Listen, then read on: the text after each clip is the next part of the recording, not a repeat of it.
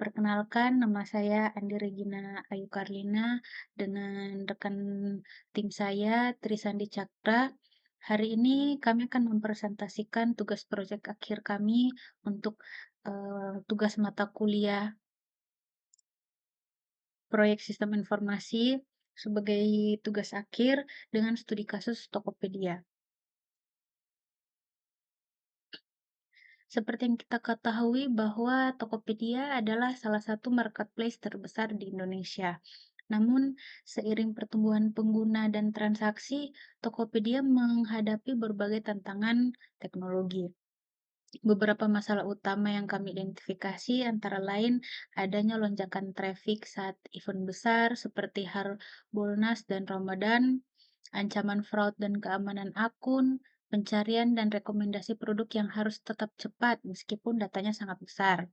Lalu ada juga kebutuhan integrasi pembayaran yang aman dan serta manajemen katalog produk yang mencapai ratusan juta item.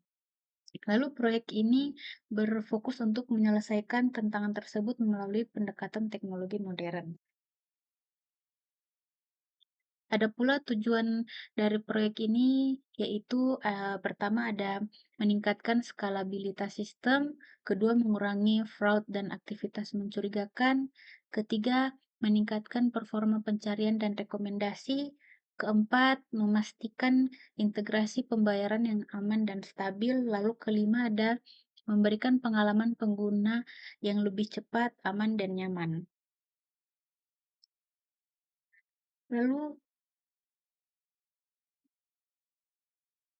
solusi yang bisa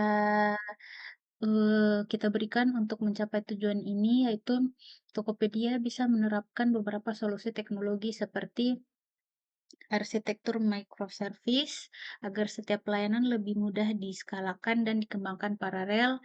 Lalu ada juga machine learning untuk rekomendasi produk yang lebih personal dan mendeteksi produk masalah.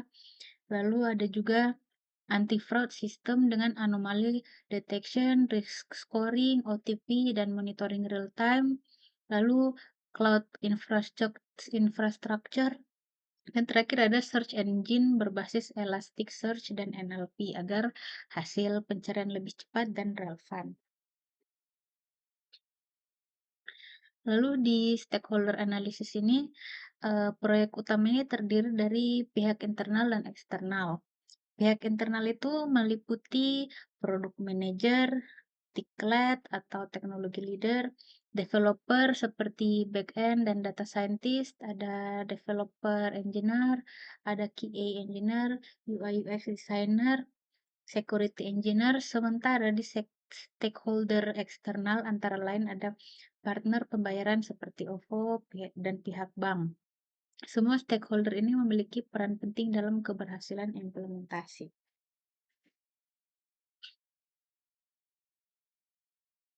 Nah, risiko utama dalam proyek ini itu antara lain ada serangan fraud seperti akun palsu, transaksi mencurigakan hingga penyalahgunaan voucher. Kegagalan integrasi pembayaran yang dapat menghambat transaksi pengguna. Lalu ada bug atau error yang muncul saat deployment cepat dan potensi data breach jika keamanan tidak dirancang dengan baik. Masing-masing risiko ini sudah kita identifikasi mitigasinya seperti auto scaling, anomaly detection, dan serta inskripsi data. Nah, untuk tahapan proyek yang kita lakukan ini, proyek ini dimulai dari tanggal 5 Januari 2026 dan akan selesai di 1 Juli 2026 dengan total sekitar 6 bulan pengerjaan. Nah, di fase 1 ini kita menganalisis kebutuhan dan identifikasi masalah. Lalu masuk di fase 2, desain arsitektur microservice dan security. Lalu di fase 3 kita pengembangan layanan inti seperti produk, pencarian, diskon, keranjang, dan payment. Lalu juga ada di fase 4 ada pengembangan sistem machine learning dan anti fraud. Di fase 5 adanya infrastruktur cloud dan DevOps. Di fase 6 ada integrasi pembayaran. Di fase 7 ada search engine. Di fase 8 ada oh maaf maaf. Di fase 7 ada integrasi pembayaran, di fase 8 ada search engine development, di fase 9 adanya testing, UAT, hingga go live, lalu yang di 10 itu proses improvement, di mana kita bisa mengimprove apa saja yang terjadi di fase-fase sebelumnya.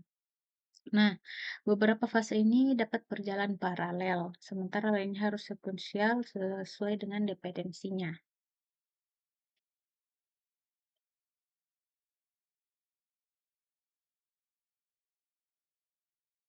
Lalu, untuk resource kita terdapat 14 orang dengan 1 product manager atau project manager, ada 1 tech lead, ada 4 orang back-end developer, ada 2 orang data scientist, 2 orang DevOps engineer, 2 orang QA engineer, 1 orang security engineer, dan 1 orang untuk UI UX designer, di mana untuk rate mereka masing-masing per jam seperti yang tertera di gambar. Nah, untuk contoh dependensinya itu seperti ini, di mana kita melakukan ini terjadi di fase satu, di mana ada pekerjaan-pekerjaan yang harus dilakukan setelah pekerjaan atau subtask 1 itu selesai. Jadi seperti ini, kita harus menunggu subtask 1 selesai untuk melanjutkan subtask 2 dan subtask 3, di mana subtask 2 ini dan 3 ini bisa dijalankan secara paralel.